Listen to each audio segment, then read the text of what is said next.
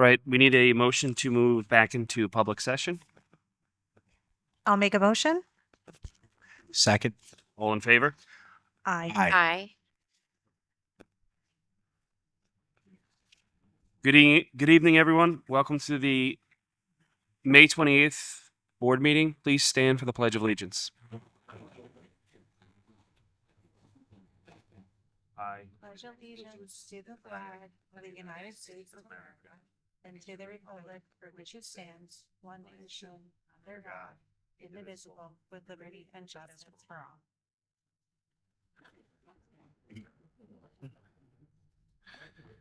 Okay, please note before we start the meeting, we have 2 emergency exits on each side in the front and the back of the room. Are there any veterans in the room? If so, please stand. Okay, recognition of any media in the room?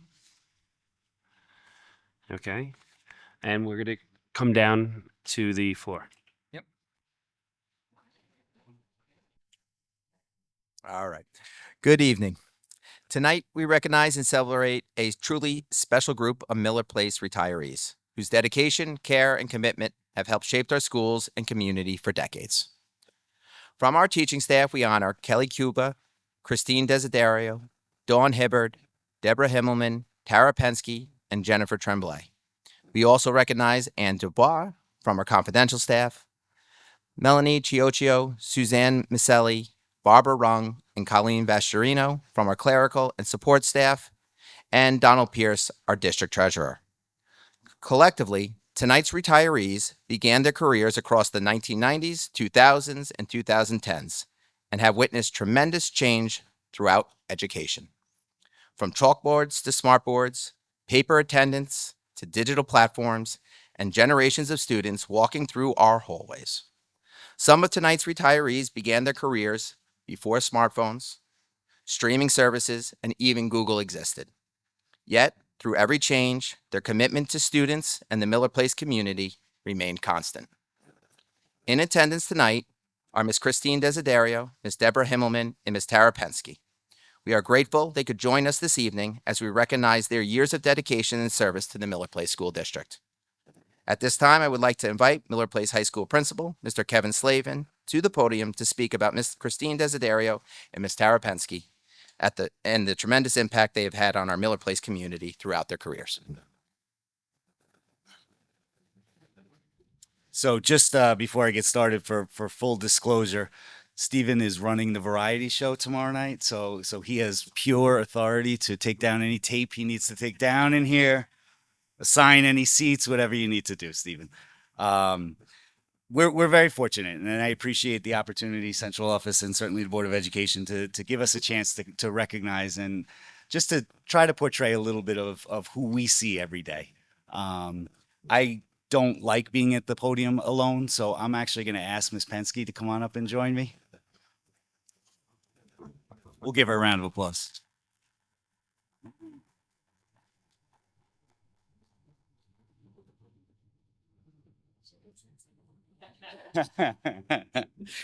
So Ms. Pensky is a graduate of Miller Place. She was a Daniels at that point in time, hired here in 1997 after a short stint as a leave replacement in Deer Park. And for those of you that know me know that one of the things that I like to do least is give Seth any credit whatsoever. But one of the things that he did do early stages was bring Ms. Pensky up to the high school full time. I'm going to put it somewhere in the 03-04 neighborhood. I'm going to tell you 2001. 2001. I apologize. Since then, Tara has been a tremendous asset to this building, somebody that I look forward to seeing every day. She quickly has become part of our early morning crew. If her car is not in the parking lot at 5:45, I know that I need to call her husband and find out where she is. And it's usually Tara, Mr. Ponticelli, and myself. We used to have a Mr. Francis, but that was many years ago. If you have a conversation with Tara for all of 12 seconds, you very quickly understand how passionate she is for history, how passionate she is for government, for service, and for preparing students for what happens after high school. I think she has had a mission that she wants to develop a mindset for students that they can be involved in the civic process, they can make their own decisions, and they can lead us in the future. And I think that that's something that guides her daily. When she first came up, she took on the AP Psychology program and built that from scratch and handed it over to another graduate recently. And over the last number of years, she's been our AP Government teacher. And I couldn't think of a better person to put in that spot when we started that class, based on how much she knows about government, she knows about service. She grew up in a family of politicians, and she's just had a tremendous impact on so many students in a very non-partisan way, which is not easy to do as an educator, particularly at this time frame. She's been tremendously involved. She's been a junior statesman advisor. She was the yearbook advisor. She did mock trial for a portion, but she's going to end her career as the National Honor Society advisor and has taken that to a tremendous level. The amount of things that Ms. Penske does daily that go unnoticed, or shouldn't, I'm sorry, go unthanked, but never go unnoticed, is tremendous. Just recently, she came into my office and asked if we could do something called Adopt a Troop, which was a drive for care, to develop care packages for troops overseas, something that is near and dear to the Penskes, as their son-in-law is currently deployed. So we did that, and they were able to put together 36 care packages to send over. 45. 45. This is not the time to correct the principal. But what was even cooler than that is that the connections you made with the USO, and we could have a future member in there. There's a theme, and sometimes we take this for granted, that sometimes outside life can get difficult. And I've known Ms. Penske for all my educational career. I knew her husband prior. And I could say that one thing that's been consistent, whether it was managing your daughter's diabetes, really becoming the caretaker of your parents, your daughter moving, your son-in-law being deployed, when she got to school, it was nothing but her best. And that is a tremendous asset.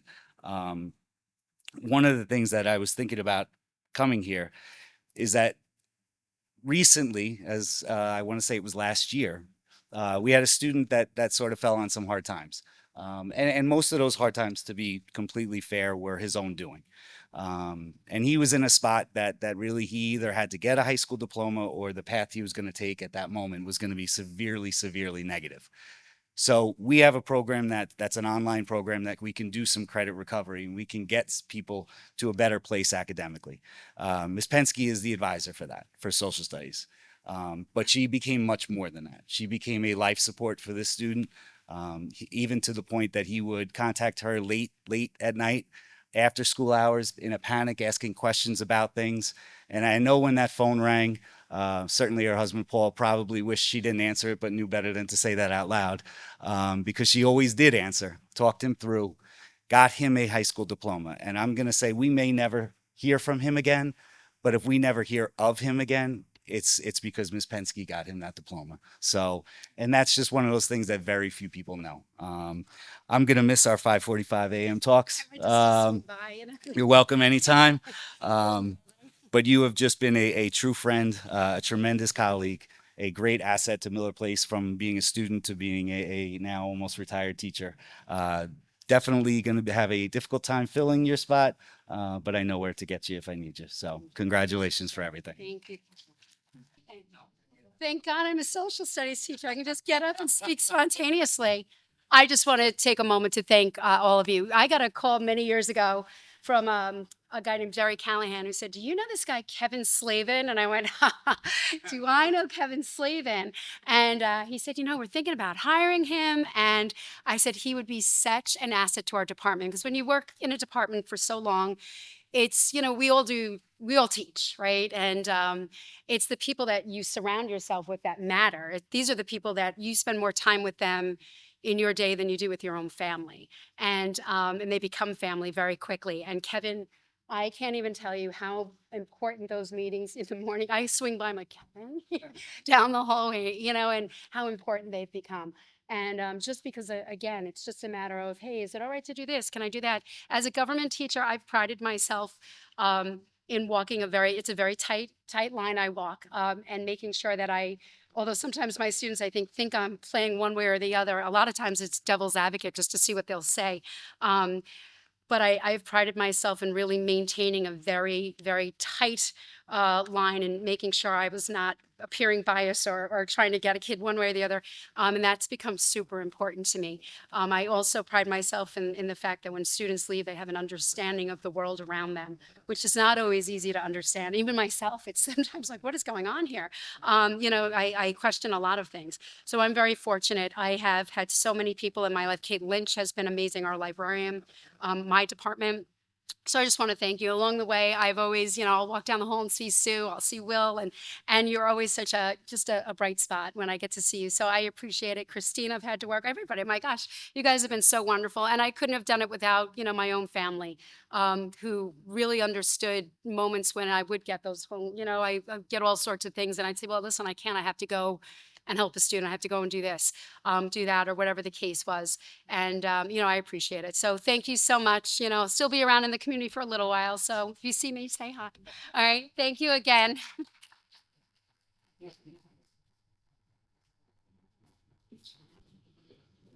All right, Miss Des, you're a little familiar with this spot. Come on. So we have a kind of a tradition the last day of school where when we all gather for our last meeting, we go through who is and kind of celebrate everybody that's been here in the district 20 years or more. And every time I get to my list, it was always for years and years and years, it was always John Vallone and then Christine Desiderio. And I will tell you that in the last 16 years as principal, I have checked that hiring date every time because I'm convinced it's wrong. Desiderio was hired in 1993, and I'm not convinced it's wrong for any other reasons than when you have a conversation, you see her in the building, you can very clearly see how passionate she is, how energetic she is, and how positive she is. And it's that energy and those characteristics that are of a somebody that's new to the profession, not somebody that's been here for 33 years. But I truly, truly believe that this is exactly where you were meant to be. She is a lifelong musician, a tremendously talented musician, still plays with groups on the outside, and is always the highlight of the variety show. And if you ever want to see how talented she is, just ask her to play Devil Went Down to Georgia, because it is something special. But what she's been able to do is to take that passion and talent for strings and transition it into passion for the kids and getting them to understand the work that it takes and to getting them to understand the benefits of music and technique and how important it is for them to participate together. We're in a stage of education where we always make a lot of different decisions, and we always have a lot of different debates, and class size is always in there somewhere. What's the optimum class size to be the most effective? And usually it's the smaller. When you walk down towards the orchestra, this individual next to me has the exact opposite mindset. There's usually somewhere between 70 and 80 students in her class. And if you've never seen the band room, it's a tight fit when you have 70 and 80 students that are playing all strings. But when you walk in, it is a well-oiled machine where students have tremendous respect for what they're doing, how they're doing it, and they have a respect for each other and they have respect for music. And it's because of what you do in the beginning and you get them to that place. Luckily, I think Des has taken off 5 days in the last 25 years because nobody wants to cover that class. Because when you walk in and see 70 students in a very tight spot, it's very hard to get people to cover. But they would never do anything knowing that you would be upset with them. So the really nice thing that I found out recently is that there's 17 former students that Ms. Desiderio had that went on to become music educators in Suffolk County, which is just such a tremendous testament to you. And one that's upstate producing instruments, I believe, and countless more that are still playing because of the how you've inspired them. I talked about Ms. Pensky coming in and always being at her best, even when home wasn't the best. That can be said for Des as well. There certainly have been some obstacles that she's had to overcome. I remember many years ago a house flood. There's been a lot of health concerns that she's really had to be there for her husband. But I will tell you, there's not one student in this district that knows that. And I think that as much as this was an escape for her at some times, I think that it was also her calling to make sure that those kids got the best version of her in that given moment. I don't know if anybody was able to be here last Thursday, was it? Yeah. Last Thursday, but we got to witness one of the really most special moments that I've had in this district. This was Ms. Desidera's last orchestra concert last Thursday. And I had mentioned in the beginning that she had come up to me and asked if she could invite some alumni back to potentially play. Now I knew some alumni didn't mean like a couple here and there. I had no idea the volume of what we would see. When I walked down prior to the concert to the band room, she said, I think we have somewhere near 150 kids and alumni here. There was about 70 alumni that came here to play that I believe represented every year that she had taught. When I first walked in, I ran into one student that had you in 1993 in Laddie. And now is back to really honor you. And the amount of conversations, and in this profession, you don't always have an opportunity to have these conversations. The amount of conversations I had that students were just so personally impacted by you, it was a tremendous night. So I hope you had a chance to kind of digest it and embrace it, because to me that was as good of a testament and as good of a way to end your career on stage as it could be. So certainly I know you're looking forward to the next stage. I know you're coming with us to graduation, so you can join this class. I do have to tell you one little story quick. Des is very diligent in her efforts as a musician and as a community member. There was a fire in Connecticut that the smoke had made its way to Miller Place.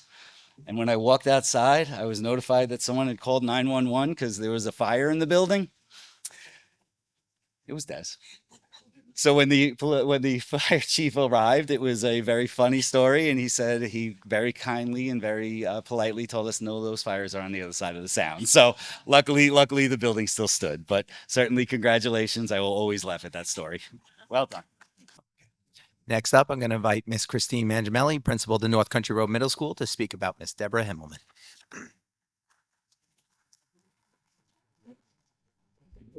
Thank you. And Mrs. Himmelman, will you please join me?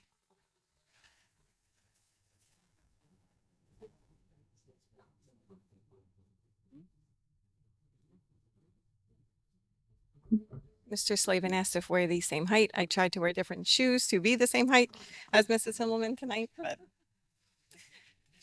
it is truly an honor to recognize Mrs. Himmelman this evening as she celebrates her retirement after 26 years of dedicated service as an English teacher at the North Country Road Middle School.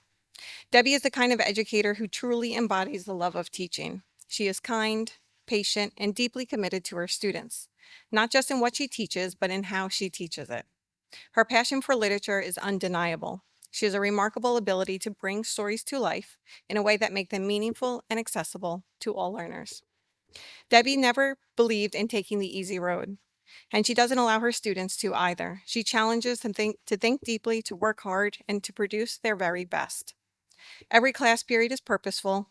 Every lesson is intentional. She pushes her students to grow, and because of that, they achieve more than they ever thought possible. Every day, she gives it her all. She's a true professional.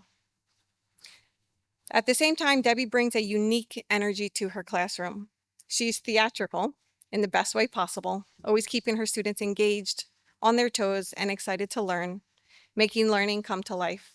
She builds strong relationships and creates an environment where students feel connected, supported, and inspired. She's also a colleague who gives herself to others, welcoming others into her classroom, sharing her expertise, supporting new teachers to find their love of learning. Over the past several years, she worked closely alongside colleagues, mentoring, guiding, and sharing her love of teaching. She was always open to new ideas and committed to growing her practice. As she begins this next chapter, Debbie and her husband Carl are headed to New Hampshire, where they have built a beautiful home surrounded by stunning scenery, a true dream come true after many years of hard work and planning. We know she's also looking forward to spending more time with her grandson, a role that will bring her as much joy as she has brought to this community. Debbie, your dedication, your passion, your unwavering commitment to excellence have left a lasting impact on our school and generations to come. We're incredibly grateful for your service and the difference you have made. Congratulations on your retirement. You will truly be missed, and we wish you nothing but happiness in this well-deserved next chapter. So that concludes our retiree acknowledgement. So, so at this time, we're going to return up to the top of the stage here. Our retirees, you're free to go at this point in time, but thank you for all your hard work and dedication to Miller Place. So we're going to go forward with the superintendent's message. Good evening and welcome to the May Board of Education meeting. The month of May has been busy outside the classrooms with 9 musical concerts performed among our students at Laddie A. Decker Sound Beach School, North Country Road Middle School, and Miller Place High School, along with the conclusion of spring athletics. The Laddie A. Decker Sound Beach School Panther Players Club put on a performance of Frozen Kids, and the North Country Road Middle School drama production of James and the Giant Peach will take place in June. At our art shows, our students displayed their best creativity at 3 of our buildings, displaying a variety of works. North Country Road Middle School will host their art show again in June. Andrew Muller Primary School and Laddie A. Decker Sound Beach students had an opportunity to showcase their athleticism, sportsmanship, and camaraderie on field day. Congratulations to all our students for their hard work and talent. In athletics, 5 of our 7 teams qualified for the county playoffs that included boys and girls badminton, boys tennis, softball, and baseball. Softball is still competing as they beat Islip today. The Panthers will face Kings Park in the county finals this Saturday.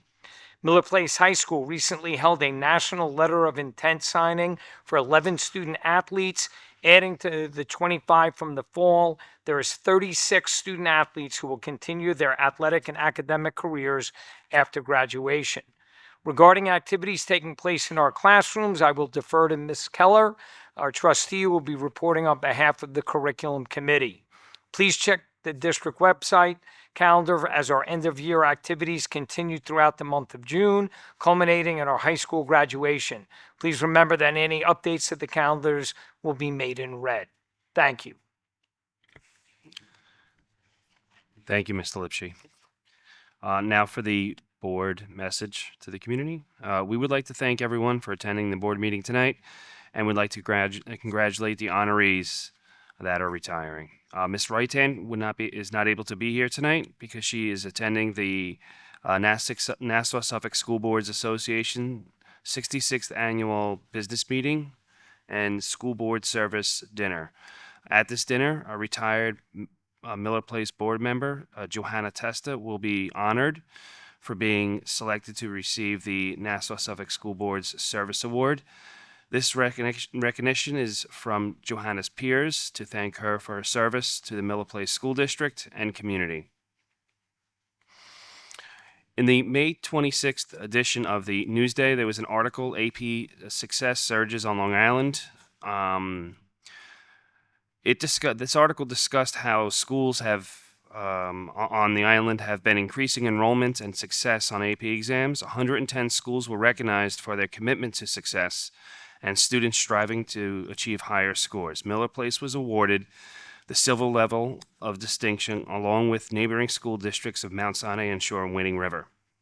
We would like to thank the Miller Place students for working to achieve this academic success, and we would also like to thank the administration and teachers for guiding and supporting those students. Additionally, the board would like to inform the community that the Board of Education will be hosting a meet and greet for Dr. Ferris, our new incoming superintendent, on June 9th from 7 to 8:30 p.m., and that will be held at the high school library here at Miller Place High School. Thank you. Next up, we have our publicly heard. Comments are limited to 2 minutes per person for a total of 30 minutes, and it must be related to agenda items only. If when you come up, please state your name, if you're a resident or a non-resident. All comments are directed to the Board of Education.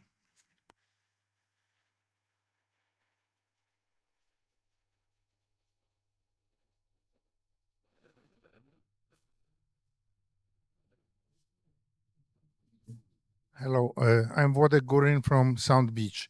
So this is a personnel issue, but so it's related, but maybe not the way you think about it. Could you update us a little bit about the process of selecting this new superintendent? How did you decide? What were the criteria at the end? How many people made it to personal interview? Thank you for coming down to, I can go over this myself. I mean, it can be broad. So, I can provide some broad information on the process and how long it took. It was probably 4 to 6 month process in which we hired an outside firm that was, we interviewed several firms. We hired one of the firms that we talked to and interviewed that helped us with the search. They were in charge of going out there and posting it and receiving all of the resumes, going through the resumes. And once they went through and did examine what, before they, I'm sorry, let me step back for a second. Before they looked at the resumes, we actually gathered information from the community. The community was brought in, and there were many questions that were asked of this by this firm to the community about what Miller Place wanted to see in our next superintendent. So what they did is they took all of that data from the questions, and then they created what the community said is what they wanted to see in the next superintendent. And there were several meetings with the board to kind of go over that. And then they went into that process of interviewing. And then there were several rounds of interviews. We're not really out here to say how many people were selected in each round, but there were multiple rounds of interviews, which led to our decision. Can you tell how many made it to the final round? Would I be able to get back to you, because I would like to talk to Ms. Wrightan first, and I can get back to you in an email. Okay, I hope that this is not a privileged information. Maybe you just want to get an accurate number. Because you're not mentioning any names, right? So it's just going to be If 5 people, 6, if you don't mind, I Yeah. want to make sure that I'm going to give you the right information. Okay. I think I know off the top of my head, but I also want to talk with Ms. Wrightan, the board president, because I don't just want to speak. Normally, I tried to answer as much of your question as we could. Just so you know, I'm not questioning anything. No, I just I want to understand that, and I think you're genuinely just intrigued about the process, and I appreciate that. I just don't. Okay. I don't want to give you the wrong information. Thank you. Thank you.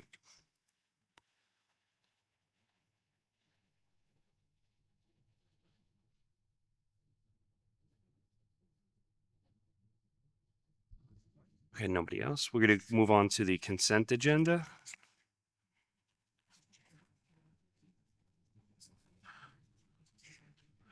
One of the things I would like to highlight was every year we receive, there are several donors for scholarships for our students.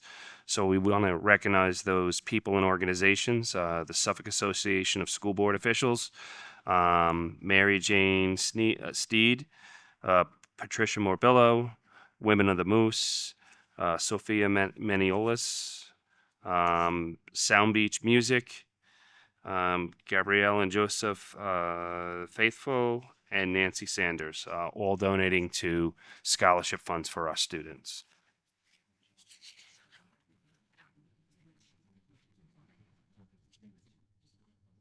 Okay. We need a motion on the consent agenda. Make a motion. Dr. Galligan, Second. Jen, all in favor? Aye. Aye. Okay, we have a student representative report. Stephen? Okay. Good evening, everyone. As AP season comes to an end, the school community has begun transitioning into the final stretch of the year with senior festivities, performances, athletic competition, and many other end of year events. Senioritis is in full effect for many upperclassmen, particularly me, as students balance their final academic responsibilities alongside a very active school environment. This spring season has been especially exciting for athletics. Many of our teams made deep playoff runs and represented the school extremely well throughout their seasons. Most notably, the softball team is still actively competing in the playoffs. I know they made the county championship, so good luck to them. Hopefully, they can make it back to states, and then we get to go to the auditorium and watch them during school. Student activities and performing arts have also been very active over the last couple of weeks. Tomorrow evening, students will participate in an annual variety show where performers from across the school community will showcase their talents in music, comedy, dance, and other acts. Most of them are like fantasy football punishments. In addition, the music department recently held its spring chorus, band, and orchestra concerts, all of which were very successful and well attended. The final showcase concert is, I think, next Wednesday, if anybody wants to go check it out. The Foreign Language Department also recently organized a trip to the Statue of Liberty in Little Italy, as I discovered through the 46 Instagram stories I saw that evening. I was taking like a late AP exam, so I wasn't able to go, but I heard from everyone that it was a blast visiting important cultural and historical landmarks while connecting classroom learning with real-world experiences. Additionally, class student government elections took place last Friday, I believe, as students began preparing for leadership transitions and planning for next year's school year. We congratulate all newly elected officers and all the students who participated throughout the process. Overall, the school community has remained extremely active as we approach the conclusion of the academic year, and there are still many exciting events and accomplishments ahead. Thank you. Thank you, Stephen. We have a couple of board committees. Ms. Spaniolis? Hi, good evening. I'm going to talk about the audit committee meeting. The district held its internal audit committee meeting tonight on May 28th, 2026, with the internal audit firm Naraki Smith LLP. The audit partner and audit manager were in attendance, along with the board members, to discuss and review the audit function and final reports.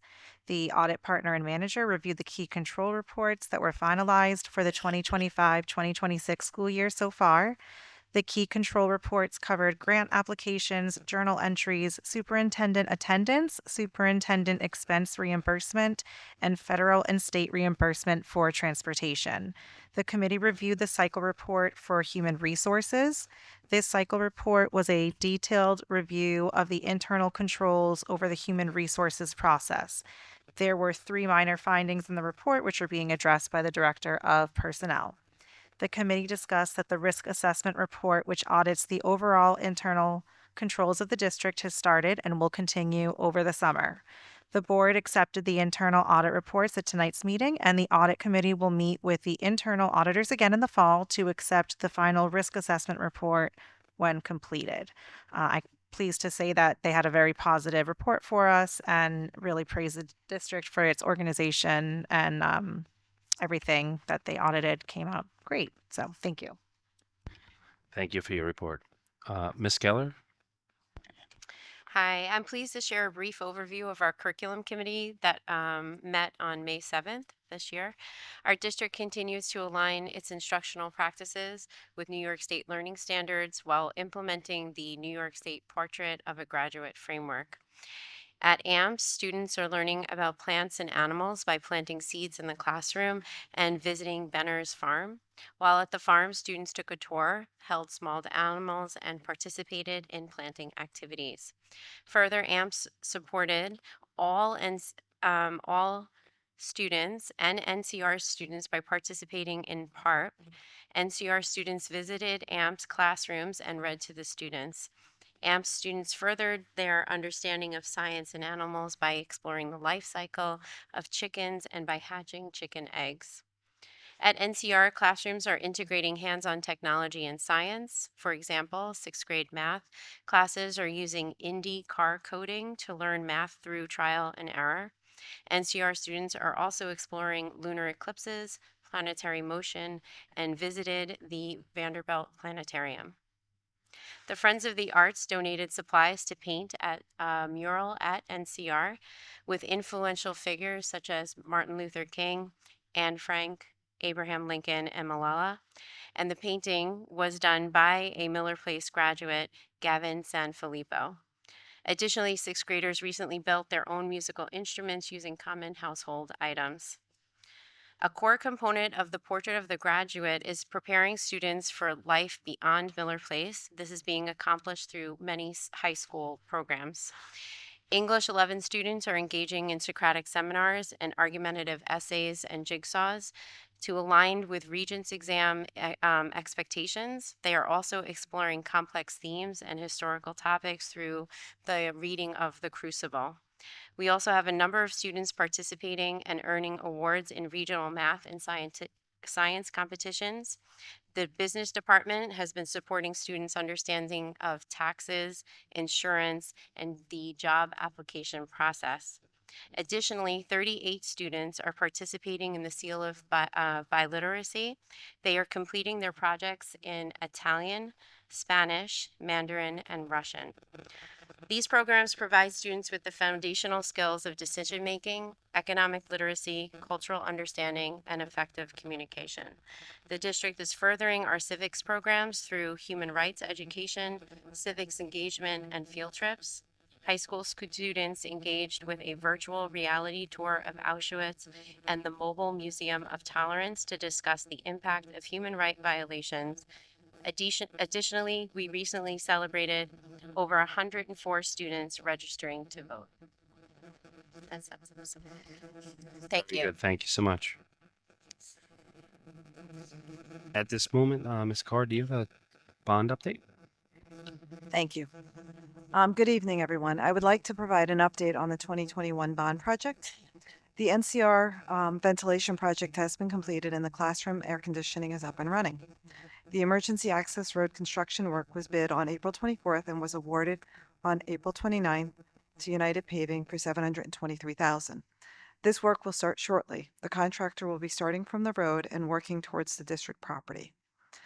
The turf, tennis courts, and technology/robotics room was bid on 5/21, and the board awarded it tonight as follows.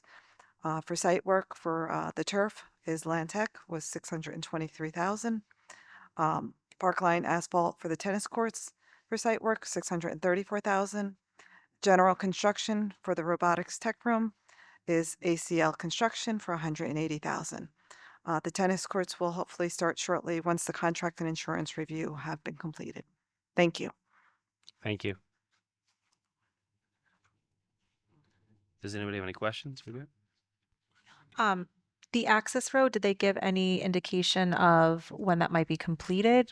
Could it potentially be completed for the beginning of next school year? It should be. Okay, thank you. They're going to start it early and then they're going to wait to go to a certain point and then wait until after graduation to continue the work. Great, good All news. right. Thank you. Thank you. And really quickly, the tennis courts, is that work anticipated to be complete over the summer for next year? If everything goes according to plan, yes. Thank you. All right. The next up, we have Mr. Harshaft. Thank you. We're going to be speaking about the Code of Conduct. So the proposed Code of Conduct updates for the 26-27 school year will primarily focus on artificial intelligence and the appropriate use of artificial intelligence. The major additions and revisions will be really focusing on how students are expected to use all artificial intelligence technologies in a safe, lawful, ethical, and academically appropriate manner. Any inappropriate use of AI may result in disciplinary consequences consistent with the Code of Conduct, including but not limited to violations including plagiarism, cheating, harassment, bullying, cyberbullying, intimidation, or insubordination.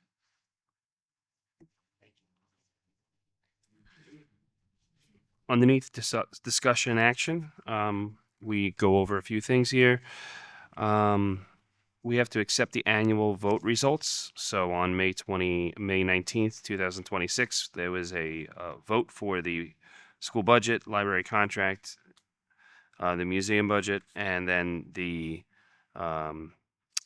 two Board of Ed positions. So Proposition 1 was the budget. There was 468 yeses, 166 noes. That passed. The library contract was 554 yeses, 80 noes. That passed. The museum budget was 421 yeses, 207 noes.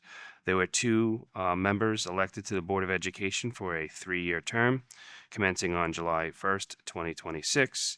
That was Lisa Raitan with 455 votes elected, and then John Galligan, 449 votes elected. There was 38 write-in votes or other votes. Can I have a motion, please? Motion. Second. All in favor? Aye. Aye. All opposed? Carried.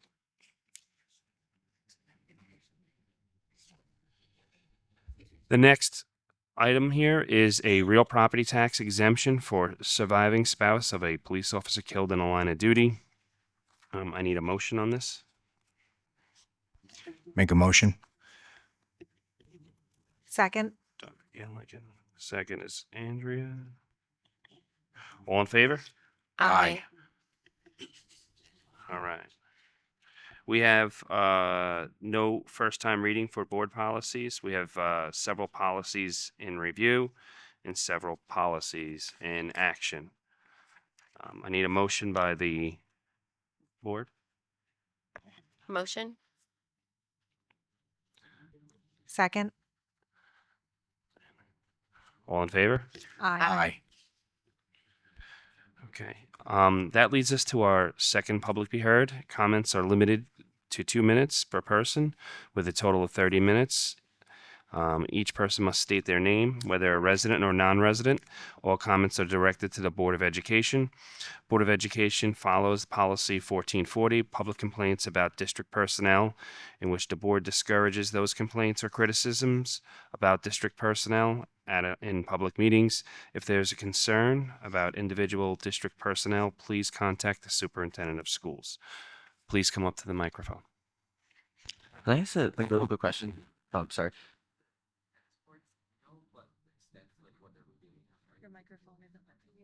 Yeah. Do you know if they were doing the fence, and then what they're doing with the actual courts, all 8 of them? They're replacing them in kind, the same format. So everything's getting redone basically? Yes. All the fencing's being replaced. All of the asphalt, everything is being totally pulled out and replaced. And Completely. the fences too? Yes, Okay, thank you they so have much. to be.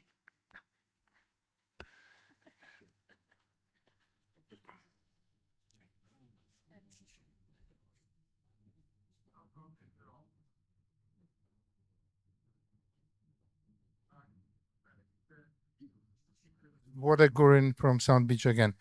In this report on 2021 bond, it caught my attention. There's $300 something thousand for turf. Could it be? I'm sorry for It's your okay. question. Could this be explained? What turf, where, why, and so on? Actually, Dr. Gurin, that was just the bid award. That was not actually out of the bonds. That was actually out of the transfer to capital account, the turf. And it was $623,000. That project was approved back in November by the Board of Education. Okay, I missed it. Okay, which turf was replaced? It's going to be the stadium turf. Stadium. The one that was put new some number of years ago? About 13, 14 years ago. It's now time to replace it, and we're doing it as transfer to capital, and we're not Okay. bonding it. Thank you. All right?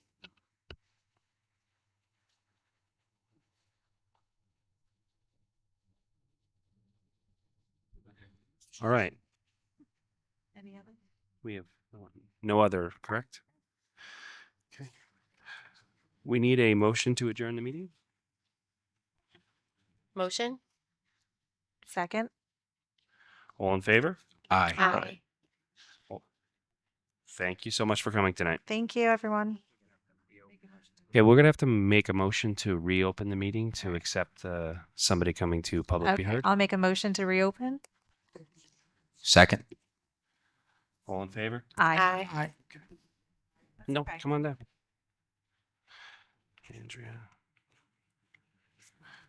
Dr. Galligan. Really nervous. I don't do well public speaking. My name is Stephanie Ogrick. I'm here today as a parent and a resident of Miller Place. My eldest son is in UPK at Andrew Miller Primary School, and there has been an increase of tick activity, especially on school grounds. I saw today that News 12 covered a story, and a representative from the district had said that there have been no sightings on ticks at any of the schools. I'm aware the school follows the Cornell CALS and the IPM, which requires the grounds to have short grass and trim any overhang of trees. They do a drag test with a sheet, and essentially, if there's no ticks on the sheet, there's no need to spray. However, that's not the case. I don't feel it's adequate enough to let those measures dictate if a spray should or should not be done. Multiple parents have come forth saying their children came home from school with ticks on them. Staff members of the school have also sent out messages to parents about tick activity on school grounds. Some have reported seeing ticks crawling on the rug in the classroom as well. These were verbally communicated to the parents and the teachers by the teachers. Myself, along with others, began a petition to hopefully get the district to implement stronger tick control measures and add frequent tick sprays to their standard procedure. We as parents do our part to make sure our children are going to school clear of ticks, and we do the same for after school. We expect the school where our children spend 6 to 8 hours of the day to do their part to keep them safe as well. None of the above information is based on feelings or complaint alone. There is concrete data and proof as well. In my son's class, collectively 10 ticks were removed from a total of 8 children. That is almost 50%, and that does not include the other classrooms at AMPS. These children go outside about 2 to 3 times a day, and we shouldn't have to fear for our children while they're outside enjoying school. Thank you. Thank you for your comment. Thank you.